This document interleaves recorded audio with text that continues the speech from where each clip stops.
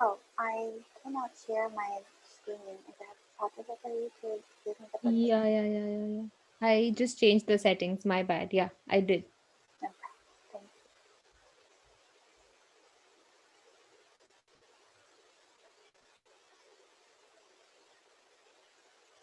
All right. Do you see the presentation in the presentation mode? Yes, yes. All right, perfect. All right. So, thank you again very much for this opportunity to share with you some details about my research. I am Atefeh Yazdanparast. I'm an associate professor of marketing here at School of Management at Clark. And my presentation today is going to cover, oh, doesn't let me, doesn't let me go to the next It screen. went, yeah. Did it go? Yes, yes. It's not visible now. Yeah. So how do I make sure that when I present, it actually goes to the next screen? Maybe I I think you have, can use the keyboard. yeah, I'm using the keyboard, but it's not moving. Oh, It's locked on the first slide. oh my God. let Um, me let me unshare and share again. Yeah, it's working this way, but not when I move into. Maybe I don't go to the presentation Presentation mode. mode. Yeah. Yeah, so it won't have all the effects that I had created, but at least it works. All right. Okay. Is this working now? Yeah, this is working. Perfect. Okay, so my presentation today is I'm going to cover certain topics, including a brief introduction on what sensory marketing is,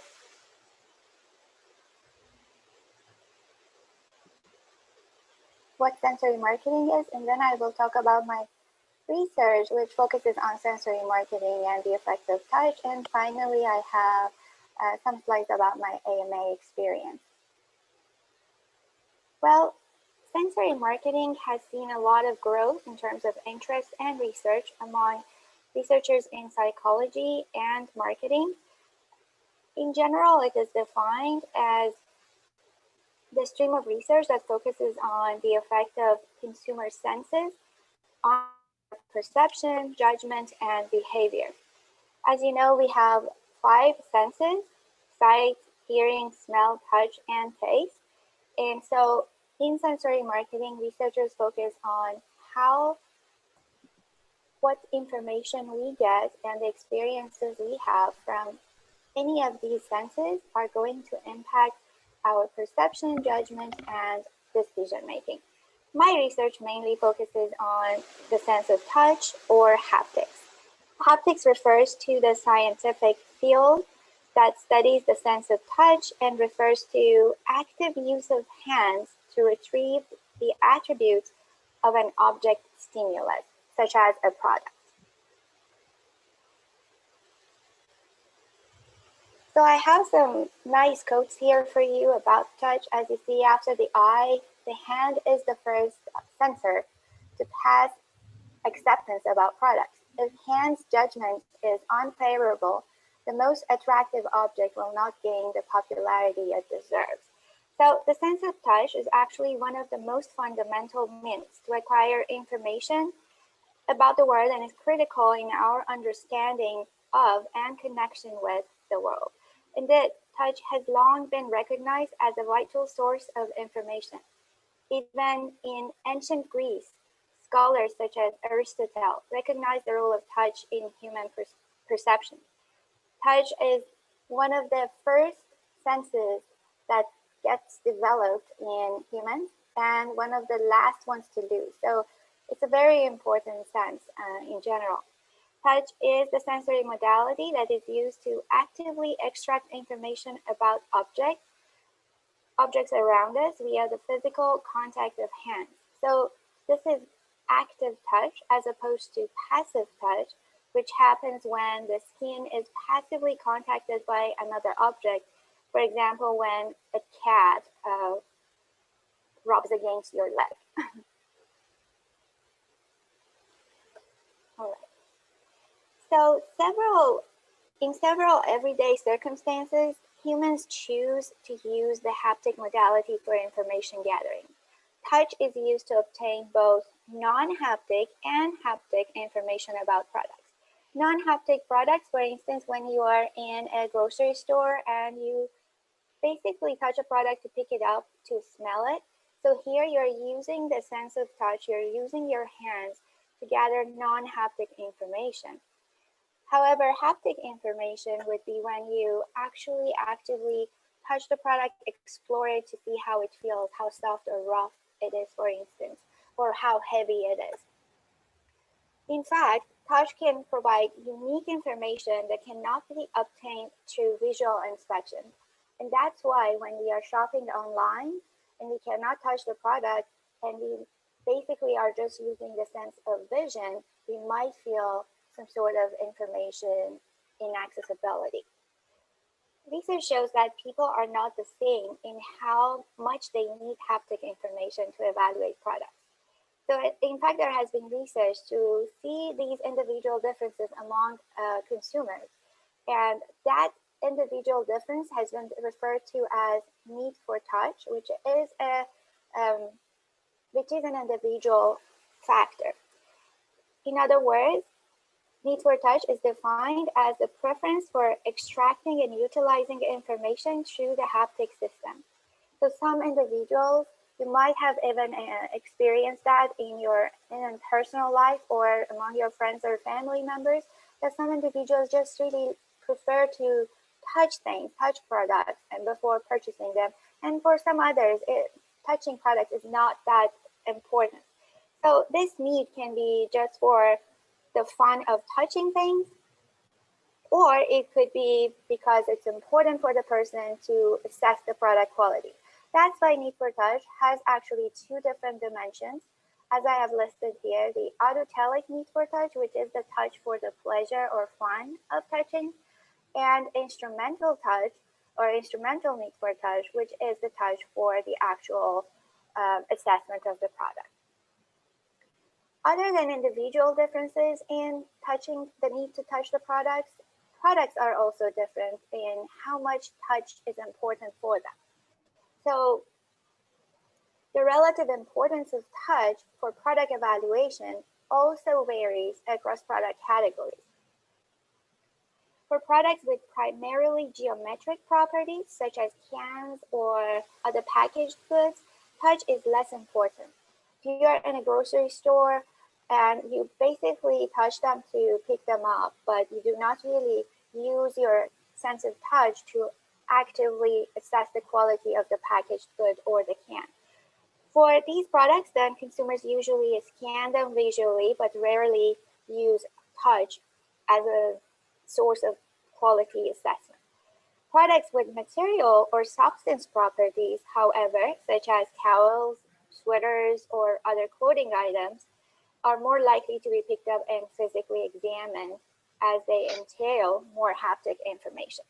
So here we have two different types of products. For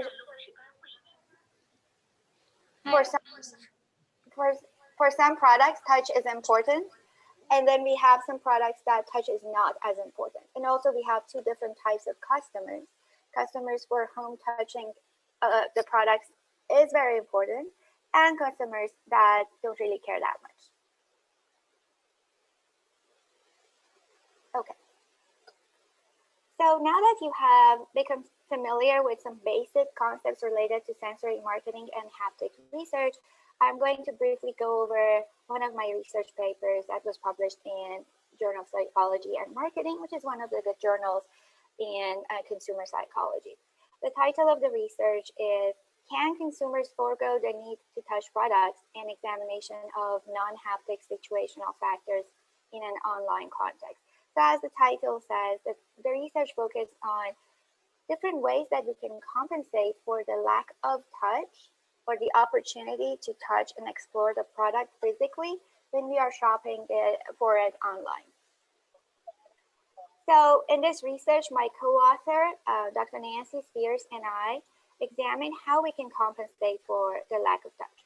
We looked at the role of positive mood, price promotions, and product-specific expertise to see how these factors can possibly compensate for high need for touch consumers need to touch products before purchasing them. Okay. So first of all, let's talk about positive mood. Well, mood is defined as a transient or temporary feeling that individuals experience at a certain time in a certain situation. So moods are temporary feelings as opposed to emotions that last longer.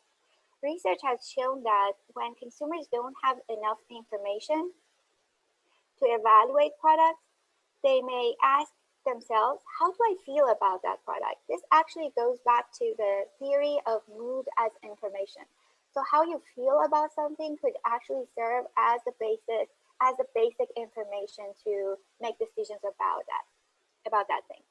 So depending on whether consumers feel good or bad in terms of their mood, when they evaluate the product, they may use that feeling as a basis for their evaluation. In other words, the mood that consumers experience at the time they evaluate a product stimulus can provide information about liking for that stimulus and influence their evaluation. So if we put it back into the context of a customer who is high in need for touch and is shopping for a product that touch is important for it, how can mood play a role here? Well, high need for touch consumers tend to be more frustrated when they cannot touch the product in order to evaluate it. Frustration itself is a highly negative feeling or state that individuals experience in such situations. So in a shopping context where touch is not available, the negative feeling, the negative affect experienced as a result of this frustration can actually hurt their purchase intentions because it hurts their evaluation of the product. So if you are able to possibly compensate or kind of neutralize that negative feeling by inducing positive mood, it could possibly increase their purchase intentions for the product. So that's where the first hypothesis comes in, which says when consumers are in a positive mood, there will be no difference in online purchase intentions between high and low needs for touch consumers. However, when mood is negative, so we are not really able to compensate for the lack of touch. So then, as you can see, online purchase intentions will be graded for low needs for touch consumers who don't really need to touch the product. So in order to test this hypothesis, we conducted an experiment. It was an online experiment. It's a 2x2 between subjects factorial design. It means that we had 4 conditions. 2x2 creates for us 4 conditions. We measured need for touch through 12 measurement items. So it's a questionnaire people answer, and based on that, we can figure out how much they need to touch products or how much haptic information is important for them. And based on that, we can group people into low needs for touch and high needs for touch. And also people were randomly assigned into the condition of positive versus negative mood. So I'm going to explain for you briefly how we induced mood. So for this study, we had 140 students who participated in this study for extra credit. And in order to induce the mood, we asked them to take on a task. The task was that we asked them to identify a recent event that was very important and make them feel happy or unhappy if the condition was negative mood whenever they thought about it. They were asked to imagine that experience in as much detail as possible and try to re-experience the feelings they had at that time, and then write down a description of those feelings at the event that elicited them. So this exercise took about 20 minutes. And so they wrote down their experiences, and then we measured how they felt through use of questionnaire. So that's how people were grouped into one of the 4 conditions. And then we asked them to imagine purchasing a sweater online. So the purchase process was a simulated online shopping where they actually saw a sweater with different colors and the price and all the details that you see in typical online shopping experience. And the reason sweater was selected is that sweater is one of those products that touch for it is important. And then after they rated how much they are feeling, they are interested in purchasing the product, we measured the purchase intention, we saw the results. So as you see here, we have high need for touch consumers that are shown with the blue color and low need for touch consumers that are shown with the red color. When we have the positive mood, even people who need to touch the product a lot would purchase the product almost the same amount, almost the same as low need for touch consumers. However, when we have a negative mood, we see that high need for touch consumers have significantly lower intentions to purchase the product. To test these differences, we used ANOVA. In fact, we actually controlled for certain factors such as prior online shopping experience and so forth. So we used ANCOVA to be more specific, and these differences were significant. So that first hypothesis was supported. So this finding has some implications. Well, we know that then the positive mood can help us sell products that are haptically important online. So we need to be able to induce that positive mood. Part of that could be through the website design, e-store layout, so our visual design, also the design of the ads, then explaining the product, focusing on the feelings and positive experience of that, using humor or even pictures that elicit positive feelings, of course, as related to the product. The second factor was price promotion. So price promotions are basically short-term or temporary reduction in the price. And the idea is that price promotions can trigger that feeling of smart shopping in people and get them motivated to act on the price promotion and purchase the product. And also, price promotions lower the risk perceived in purchasing the product. So by lowering the risk, we are possibly encouraging people who need to touch the product to feel less risk and more comfortable with purchasing the product. So hopefully their purchase intention would be higher. So the second hypothesis basically said that when there is an online sales promotion, there will be no difference in purchase intentions between high need for touch and low need for touch consumers. However, in the absence of sales promotion, we see that low need for touch consumers are going to purchase the product more than high need for touch consumers. So we designed a second experiment, which also used that simulated online shopping with the sweater.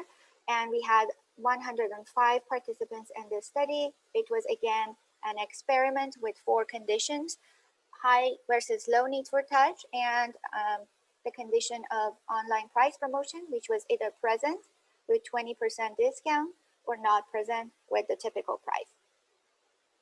So again, as you see, the results show that when we had price promotion, there was almost no difference in purchase intention for high versus low need for touch consumers. However, when we didn't have the price promotion, we saw that low need for touch consumers are significantly more interested in purchasing the product. One point here, we also controlled for people's deal proneness, or how interested they are in general in any deals, or how much deals would trigger them to want to purchase the product. So we controlled for that to make sure that the differences we see here is only because of the role of haptic, need for haptic information and the price promotion. So this finding also has certain implications.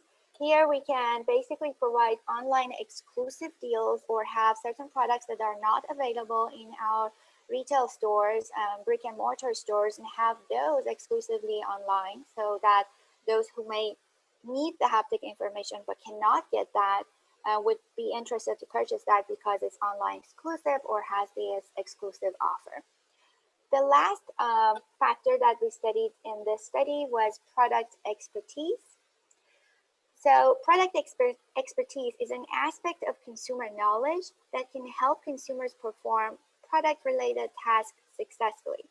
Product experts have a better idea about what type of information and what features are necessary for product evaluation, as opposed to people who are not experts in that product category.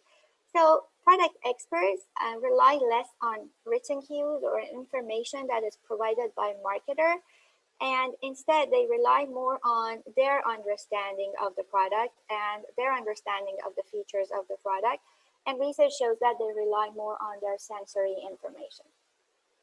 In other words, experts have cognitive skills that enable them to better search for sensory or intrinsic information cues, as opposed to non-experts who lack this expertise or skill and are more likely to base their evaluations on written or extrinsic descriptions provided to them. Thus, one can argue that in the online shopping situation, where sensory information such as touch is not accessible, product experts may have lower purchase intentions, since these consumers rely more on their own assessment of product and including its sensory information. So when expertise is high need for touch individuals will have less purchase intentions than low need for touch consumers. But when expertise level is low, reliance on haptic information will be less important, so there will be no difference here. So we tested this hypothesis through a 2x2x2 online experiment. So here we had a condition for high versus low need for touch, high versus low product expertise, which again was measured through a series of questions, measurement items, and we had the situation where they could imagine to buy the product online or offline. The product here was a laptop computer, because electronic products, including laptop computers, are one of those product categories for which product expertise is important, and different people have different levels of knowledge and expertise. Also, research has shown that electronic products, such as laptops, are one of those products for which haptic information is important. Haptic information could include the size of the laptop, how it feels it when you hold it in your hands, how heavy it is, or even when you are typing on the keyboard, how hard it is to type the keyboard, the keys, and finally the touch screen experience of the product. So what you see here is that when we were looking at the online situation, again, when we had low product expertise, people with high and low need for touch where their differences in purchase intention was not significant. However, when we were looking at high product expertise, high need for touch people had almost very low purchase intention compared to the purchase intention of low need for touch consumers. When we look at these behaviors and these relationships in the offline purchase situation, you see that in general, high need for touch people were more interested in purchasing the product when it was available offline or brick and mortar stores. However, the differences and the pattern of relationships are very similar. So here again, we have some implications for marketers based on the results that we have. We know that product experts may not be interested in purchasing our product, haptically important product online. So we may want to include some expert chat features. We may also want to have some sort of filtering or hierarchy in order to understand how expert different types of customers are, and based on that provide them with the relevant information. Also, it has some implications for our product launch strategy. When products are first launched, the level of expertise about them is low. So then it's possible to just launch them online. But as more knowledge and expertise is achieved, so we know that there would be more customers who may rely on sensory information, it's better to actually focus on channels where sensory information is available. This was a very short overview of my research. In the actual publication, I had two more experiments, 2 more studies. So the research itself had more hypotheses and 5 studies. But I just wanted to very briefly, very simply go over the research and its findings. I hope you found it interesting. Um, Again, Maitri had kindly asked me to talk a little bit about my AMA experience, so I have included a couple of slides here for you. Um, I am the chair of the Marketing for Higher Education Special Interest Group at American Marketing Association.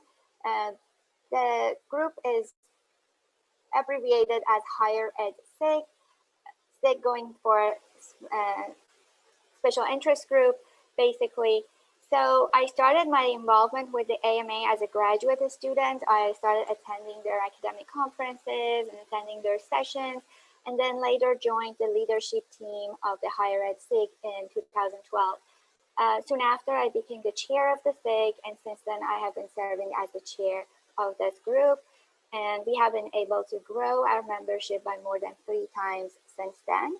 This is a screenshot of our website, and here's the link to our website. In terms of what we do, basically, every year we propose special sessions and collaborate with prestigious marketing scholars and practitioners to speak at our panel sessions during the AMA Educator Conference. Some of our former speakers include Dr. Dar, Professor of Management and Marketing and Director of the Center for Customer Insights at Yale, and Dr. Schatz, Professor of Marketing at Emory University. These types of connections are, of course, very important. We have had very successful sessions that has brought in marketers, students, practitioners, and scholars into the sessions. We have formed partnerships with publishers and organizations such as Adobe, and we have held exclusive webinars for our members. Also, every year we present a Lifetime Achievement Award to a marketing scholar who has made significant contributions to the field of marketing education. We also support graduate students. We recently introduced doctoral student grants to help them attend the conference and become a member of AMA. And also we hold receptions and networking events so that the students can network and get to know scholars, marketers, and learn more about different skills they may need for their job search. And here are some pictures of our events and the receptions, and also the presentations and the Lifetime Achievement Award presentations. Thank you. Thank you so much, Dr. Y. That was so amazing. I mean, I got to know a lot of new things, and I would definitely go over your paper and over your like detailed research. But I think we should open the platform for a question and answer from the audience, because we can have our question and answer session very longer than everyone else's. So, yeah, if anyone has any questions, please, you're most welcome to unmute yourself and ask Dr. Y, or you could just ping it to me on the chat and I could read it out for you guys. Anyhow, I mean, anyway, anyhow is fine. Also, Dr. Y, one of the reasons I forgot to mention that I'm recording this session is because I have a few members in Vietnam and China, and it's nighttime over there right now, and they were very interested in attending the session, but we could not like switch it to other time because didn't suit us and you as well. So that's why I'm recording it for them. So once they look at the session like online uploaded on the YouTube, they might have a few questions for you too. Yes, absolutely. My pleasure. And my apologies for the initial technical issue we had in sharing the presentation. No, you're okay. No, that's perfectly fine. Thank you.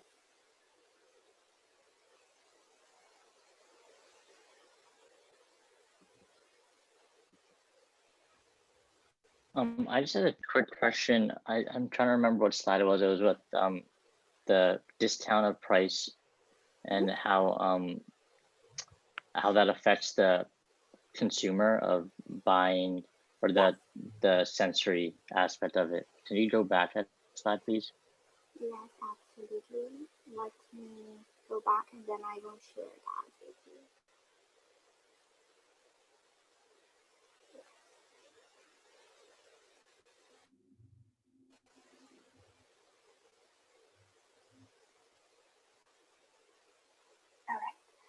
this slide about price promotion or the actual study. Yep. Could you go to the graph? Yeah. Okay, so if there was a 20% discount, could you like to re-explain this one, please? I really found this fascinating.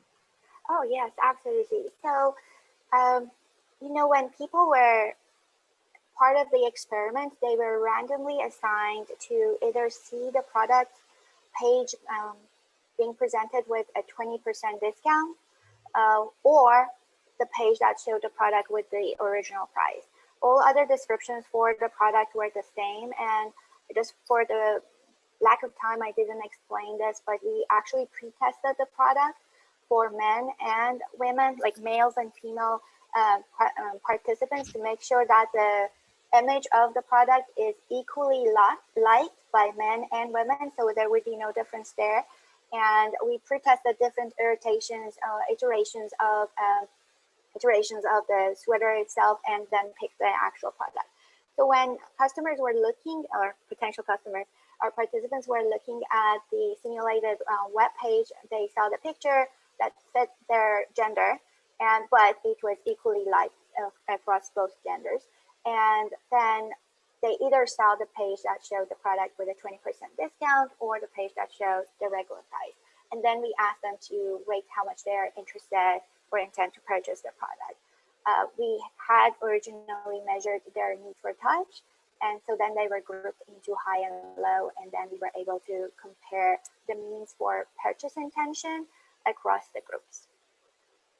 Oh, okay. Thank you for that explanation. That was very helpful. Yeah, absolutely. And again, as I mentioned, we controlled for deal proneness, which is an individual factor. Some people may be just by their own nature, may be more interested in just jumping on deals and wanting to purchase products because it's a deal rather than regardless of whether they feel any risk about the product or not. So we control for that. Oh, okay. Okay, perfect. Thank you. I'd be one of those consumers, I guess. Absolutely. Yeah, any type of risk reliever for customers who are haptically oriented could be a good factor. And these are not haptic compensatory strategies or mechanisms because we are not really able to compensate for the lack of haptic information. We are trying to lower the risk in other ways, such as with a good brand or with a mood or inducing the mood or by lowering the price. Okay, thank you. You're welcome. Anybody Hello, else? You could also use the raise hand feature so that like we don't have two people asking at the same time. I have a question. Hi. Hi, Dr. I, how are you? I'm great. Thank you. Yeah. I just wanted to know, in the current pandemic, how this can be useful in online promotion of the products. Yes. So, you know, because of pandemic, of course, many individuals who were initially interested in just purchasing things in a traditional way had no other choice but to order things online. And so this could create some issues for retailers that don't have the right descriptions for their products. And because if you do not have the right description or you do not provide the right incentive, then what happens is that then there would be a huge amount of return that you need to handle, and that by itself has lots of costs for the retailer. So not in this research, but another research project that I'm working on focuses on how our descriptions of the haptic features of the product could help compensate for the lack of touch. In other words, for instance, if you are purchasing a bed sheet, a set of bed sheets online, and you may just read some descriptions such as it's cotton, it's 100% cotton, or it's like 500 thread or whatever. It may not really help you have a perception of how soft this is going to be when you touch it, right? You just read those descriptions, but you may not have an idea. Or when we go into the sweater, which is the case in this study, you may read that it's it's cotton or it's wool, but you don't know if it's going to be harsh on your skin or if it's going to be soft. So I'm working on another research project that tries to extract customer reviews from prior customers about how soft or not soft certain product is through text mining, and then develop a haptic description for the product that is very much true to the nature of the product and its experience, and share that with the potential customers. Okay. Okay. Does that make sense? Yeah. I Yeah. mean, I actually did this with an online retailer, and we included certain questions in the review questions that prior customers need to answer at times. And we developed the description based on that. And then we did an A/B testing to see if the inclusion of that haptic description would result in better purchase decisions and lower bounce rates and so forth. And it was significant. So yes, if we want to encourage customers to purchase our product online, especially during pandemic, first of all, we need to make sure that we do something that lowers the additional cost for the retailer, including the cost of return. So it's better to make sure that at the first step, customers are making the right choice by being more informed. Okay. Fantastic. Thank you. You're welcome. I think Swaroop can go next. Hello, Professor. I have two Hello. questions actually. So first one is how can we get the access to the article, the screenshot that you have seen? Can we get it? And the second question, I'm afraid it might be a bit out of context. So sorry, first of all. The thing is that after the pandemic is over, uh, apart from like online discount and this stuff, how can we motivate the customers to come to the retail outlet? I mean, how can we replace the touch experience? Say, for example, without touching, but they can try it. So, kind of augmented reality or any type of technology that might be useful in this regard. Um, Thank you for your questions. The first question you asked is how you can access this. I believe you can access this through the library, Clark Library. I believe they have a subscription to psychology and marketing, but I will be happy to share a PDF copy of the paper with Maitri, and then she can share it with anyone who is interested. Okay. Yeah. Absolutely. In order to encourage people to come to the stores, of course, you said after the pandemic, right? Yes. I mean, when it is over. Yeah. Yes. I mean, if people are not afraid of touching products, then of course, when they are in the store, if they can actually physically examine the product, that's the best way. And that's what many people already prefer when they want to purchase clothing or even pieces of furniture, such as like even mattresses. The technology that you mentioned, unfortunately, augmented reality cannot really account for the haptic experience. Augmented reality cannot help with that. There are some certain technologies that they are called, I believe, haptic rendering technology, that it's like a device and you are actually touching it. And based on that, you are able to have a similar experience of touching that target product. But these technologies are expensive and are not really easily compatible with the technology that retailers have or the customers have. So unfortunately, it's in the very early stages of development in terms of haptic rendering technology. One research that I'm doing now is looking at the correspondence or interrelationships between colors and haptic perception. So even though people cannot touch the product, they can see the color and how bright or how dark that is. And what I'm finding in my research is that there's some sort of unbelievable association in people's minds about, wow, this is like light blue, so I believe this should be soft. Or wow, this is dark brown, so I believe this should be rough. And I'm just playing with this type of biased expectations that has happened in our minds through years. And what I find so far is that these associations are called statistical associations, that through the years we have seen these types of correlations happening because of the associations we've made in the nature. So maybe retailers can play on that, and by providing the right color value, color cue, they can help customers have a better understanding of how they would feel, touch the product. Okay. Thank you, Professor. Thank you You're so welcome. much. You're welcome. Of course, this research, the correspondence or cross-modal correspondence is relatively new in sensory marketing for marketers. There has been some research in physiology and psychology, but they have not looked at how it impacts product choice. So I think my work is like in its early stages, but it's one of the early research projects in marketing, and perhaps looks at this relationship. Maybe I can share more details with you when I have more data about that. Sure. I just wanted to thank everyone who joined in the session. I don't want to like overuse Dr. Y's time. I know that everyone has a day scheduled ahead of this.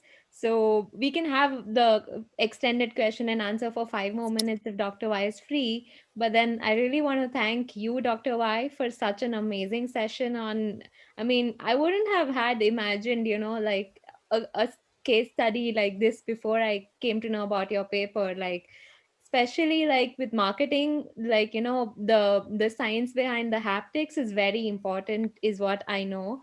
So yeah, I mean, I was amazed, and I'm sure I look forward to your another research on the color thing also, because I have a blogger friend, and she actually teaches this relation between the colors and the association that our mind creates with the moods that all the colors are, and that's how she markets her blogging channel on all online platforms. So yeah, I think it'll be very interesting to see that one as well. Yes, thank you so much. Thanks for your interest. And in fact, I have been invited to present that specific research, I think end of semester in December, as part of the School of Management research seminar session. So you are more than welcome, all of you, to join. And I'd be happy to share more details about that specific research by then. Yeah, definitely, I would love to be there. We have two more questions. I think there's Eva and there's Sagar who's waiting. Sagar, are you still having another question, or was it the earlier hand raised? I have another question. The other person can go first if they would like, and I've already asked. Okay, yeah, sure. Eva, do you still have a question? I don't see your hand raised. You can go ahead, Sagar. I think she is Okay. trying to unmute So something. just talking or about what you were previously discussing.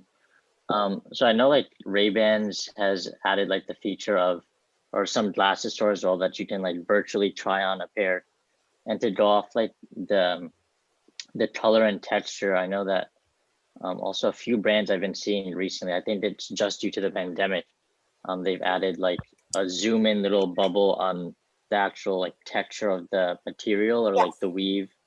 Yes. And then my question is like many of these like direct to consumer brands, like I don't know if you know about the shoes like Allbirds from San Francisco, or some of these other clothing brands that are only direct to consumer to Yes. lower the cost Mm-hmm.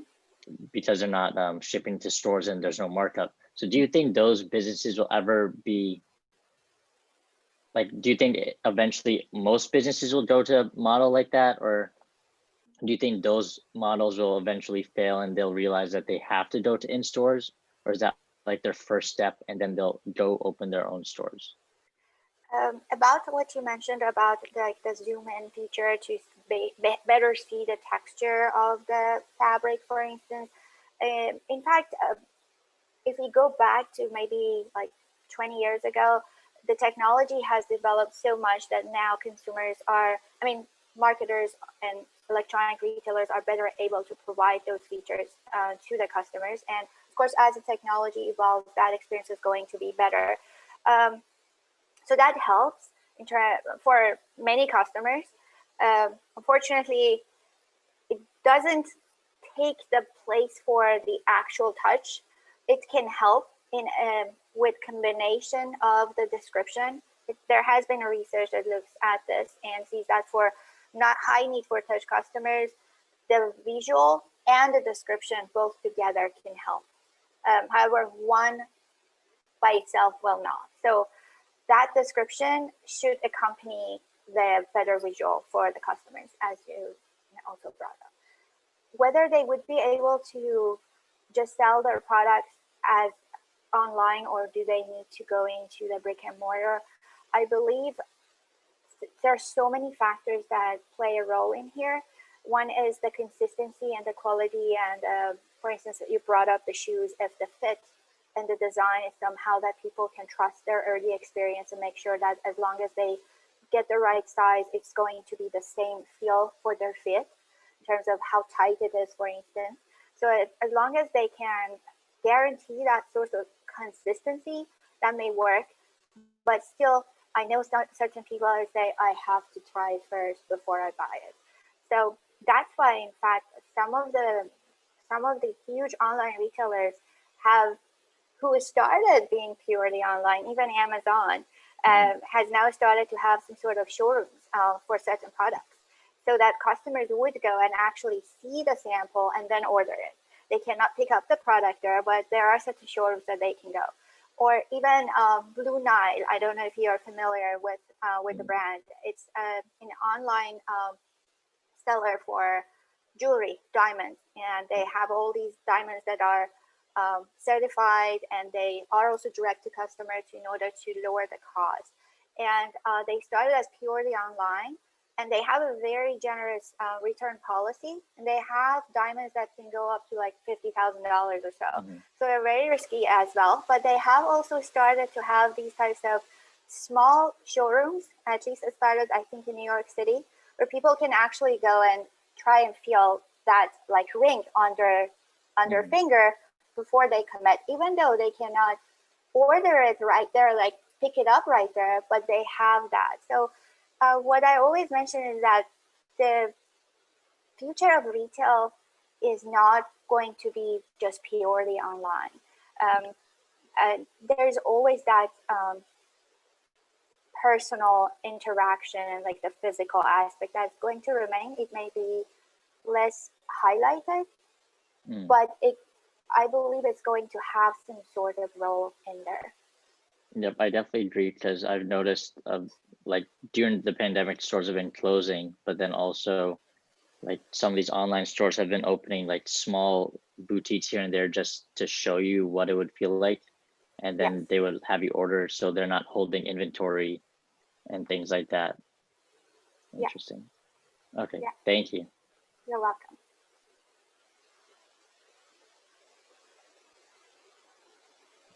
Thank you so much for your questions, Sagar, Swaroop, Niriksha, and I think, I don't see anyone raising their hands, so I think we're done with the question and answer round over here. If you have any more questions, you could always email ama@clarku.edu, and we can connect you to Dr. Y. And thank you so much again, Dr. Y. It was a very wonderful session, and I really thoroughly enjoyed, and I'm sure we made sense to everyone else in the discussion, and we added a little bit of marketing knowledge to their advantage as well.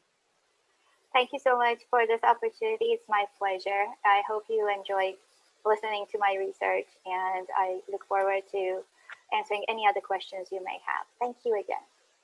Definitely. Thank you so much.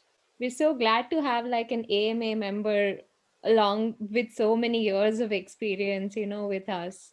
Thank you again. My pleasure. If there's anything I can help you with, please let me know. At least I have some experience in growing the membership base. Oh, definitely. Thank you so much. That's going to be something I'm going to take up with you next week. Absolutely. Thank you, everyone. Thank you so Thank you much, very much. everyone, for attending the session. Thank you. Thank you. Thank you. Thank you.